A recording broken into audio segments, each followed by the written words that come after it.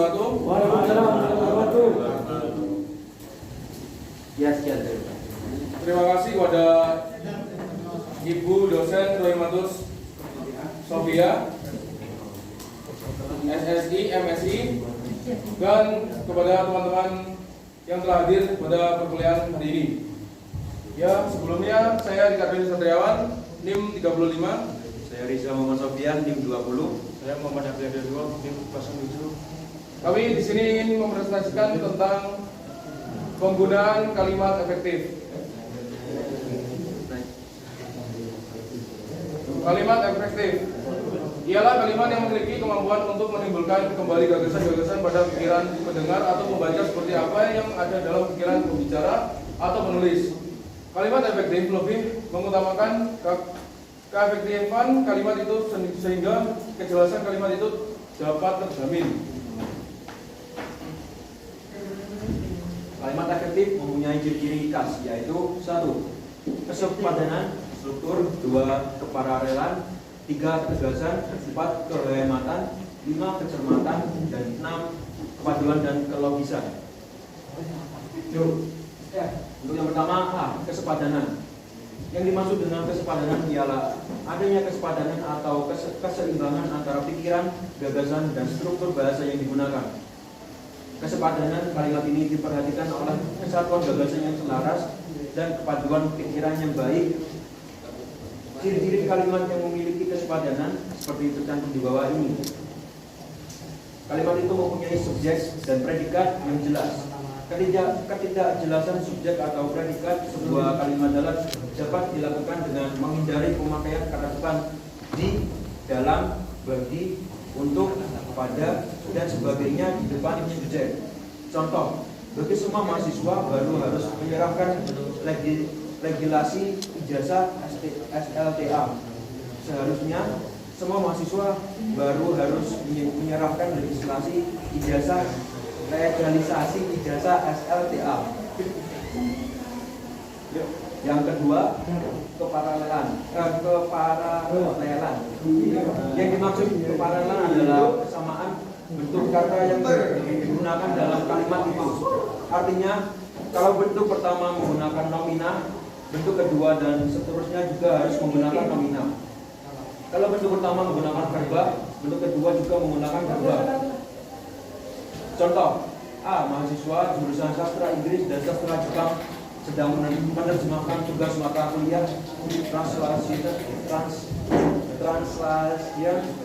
dan pengetikan naskah asing.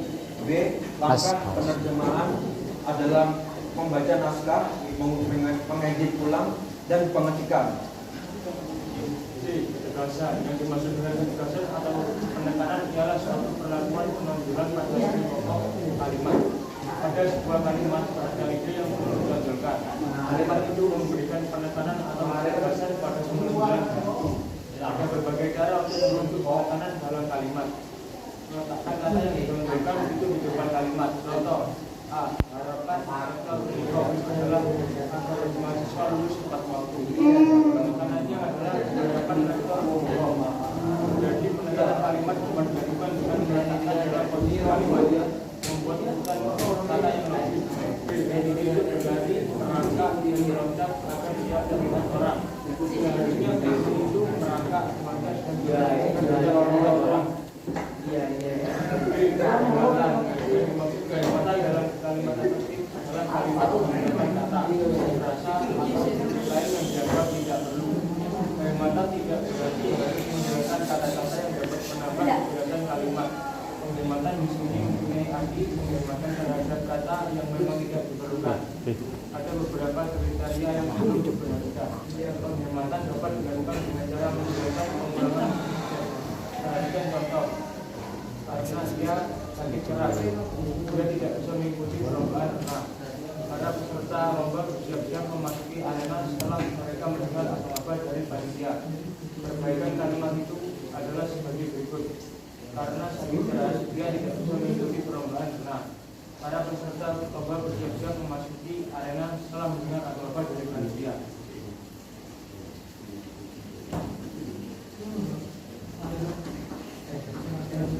Cermata. Yang dimaksud cermat adalah kalimat itu tidak menimbulkan tafsiran ganda dan tepat dalam pilihan kata. Perhatikan kalimat berikut. Istri lurah yang merawat ibu yang menerima uang sebanyak 25.000 buat. Kalimat A memiliki makna ganda, yaitu siapa yang merawat lurah atau istri lurah. Kalimat B memiliki makna ganda, yaitu berapa jumlah uang 100.000 atau 20.000 rupiah. Perhatikan kalimat berikut. Yang diceritakan menceritakan tentang pengaruh teknologi informasi dan kenakalan remaja. Kalimat ini salah menceritakannya karena dua kata yang bersepakat, yaitu diceritakan dan menceritakan. Kalimat itu dapat diubah menjadi yang diceritakan adalah pengaruh teknologi informasi dan kenakalan remaja. F. Kepaduan. Yang dimaksud dengan kepaduan ialah kepaduan pernyataan dalam kalimat itu sehingga informasi yang disampaikannya tidak terpecah-pecah.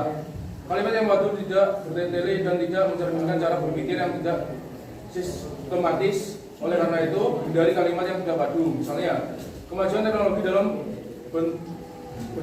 bentuk alat transport memungkinkan manusia berpindah tempat dari pulau ke pulau, dari desa ke desa.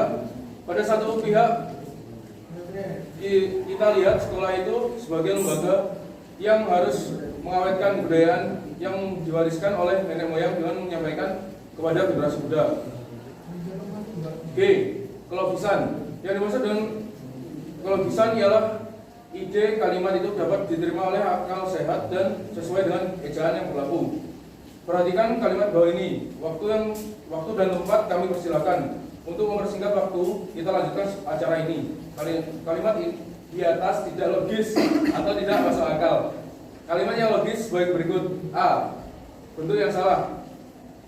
Kepada yang terhormat Rektor Unicom, atas perhatiannya kami ucapkan terima kasih. B. Bentuk yang benar. Yang terhormat Rektor Unicom atau kepada Rektor Unicom, atas perhatian Bapak kami ucapkan terima kasih. Level singkatan, akronim, dan kata. Kadang-kadang kita merasa ragu-ragu bagaimana melafalkan suatu singkatan atau suatu kata dalam bahasa Indonesia. Keraguan itu mungkin disebabkan pengaruh lafal bahasa daerah atau lafal bahasa asing. Padahal semua singkatan atau kata yang terdapat dalam bahasa Indonesia, termasuk singkatan yang berasal dari bahasa asing, harus dilafalkan secara lafal Indonesia. Ada pendapat yang menyatakan bahwa singkatan yang berasal dari bahasa Inggris, misalnya aslinya BBC dan IGGI, harus dilafalkan seperti bahasa aslinya. Kalau begitu, kita akan mengalami kesulitan melafalkan singkatan yang berasal dari bahasa Rusia, bahasa Jerman, atau bahasa Aztec. Karena nama-nama huruf dalam bahasa tersebut pasti berbeda dengan nama-nama huruf yang dalam berbahasa Indonesia. Akan tetapi, akronim bahasa asing singkatan yang dieja seperti kata yang bersifat internasional tidak dilafalkan seperti lafal Indonesia, tetapi singkatan itu tetap dilafalkan seperti lafal aslinya. Misalnya, UNESCO, terus UNICEF, SEA Games, SEA Games. Terima kasih. Itu yang bisa dapat kita sampaikan. Kurangnya saya mohon maaf. Mungkin ada yang mau bertanya. Kita kasih 4 pertanyaan. Waalaikumsalam warahmatullahi wabarakatuh. Nama saya Muhammad Masud Dr. Guduma dengan NIM akhiran 32. Yang saya tanyakan di sini, bagaimana cara mengetahui suatu kalimat itu kalimat efektif atau tidak? Ciri-cirinya gitu. Ya, sekian, terima kasih. Assalamualaikum wabarakatuh. Waalaikumsalam warahmatullahi wabarakatuh. Saya Muhammad Rizky Rosan Jalikuddin ingin bertanya, Mas. Apa saja yang membuat sebuah kalimat menjadi tidak efektif? Sekian pertanyaan dari saya. Assalamualaikum warahmatullahi wabarakatuh. Assalamualaikum warahmatullahi wabarakatuh. Waalaikumsalam warahmatullahi wabarakatuh. Perkenalkan, nama saya Gus Zakaria Rohim. Saya izin bertanya, kan yang kami jelaskan dari keparalelan itu merupakan kesamaan bentuk kata. Nah, itu perbedaan sama sinonim itu apa, Mas? Kan sama-sama bersamaan kan? Mohon penjelasannya. Terima kasih. Assalamualaikum warahmatullahi wabarakatuh. Waalaikumsalam Warahmatullahi wabarakatuh. Perkenalkan, nama saya Rafi Zuhairi, NIM akhiran 04. Saya ingin bertanya tentang kapan kita harus menggunakan kalimat efektif. Sekian, terima kasih. Jadi di sini saya ingin menjawab pertanyaan dari Mas Okta. Bagaimana cara mengetahui bahwa suatu kalimat itu efektif atau tidak? Itu dengan cara yang pertama, Slide-nya ditunjukkan, Mas. Kembali. Yang efektif itu.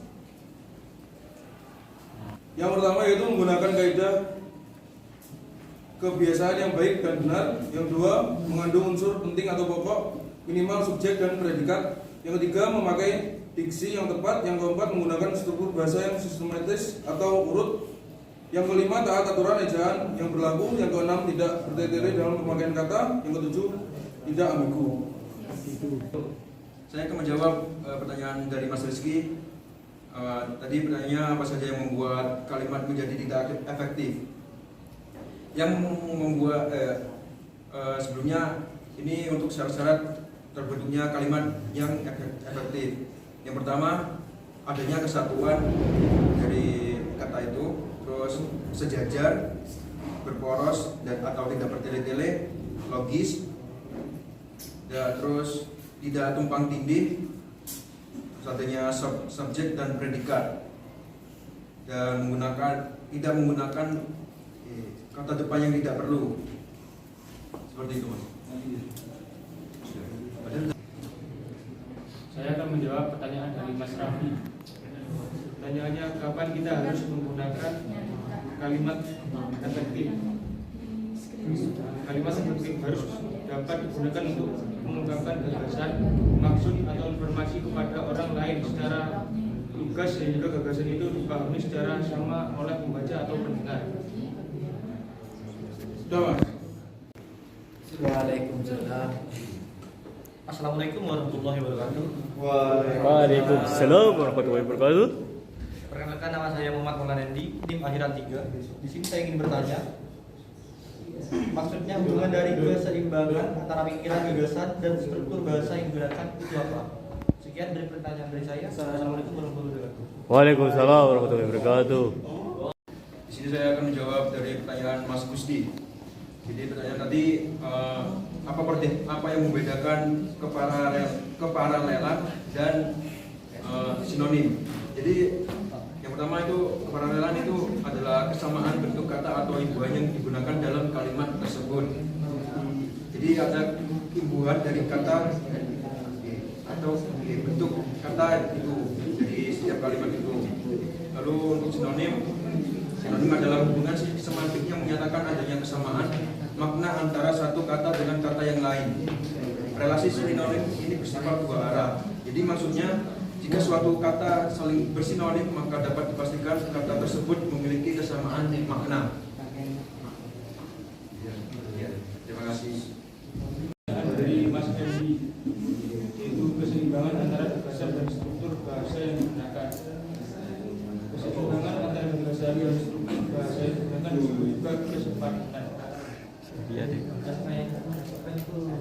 Hubungannya. Ada hubungan. Terima kasih atas perhatiannya. Jangan minta kepastian karena kami di sini presentasi, bukan mengisi hatimu yang sunyi. Wassalamualaikum warahmatullahi wabarakatuh. Waalaikumsalam.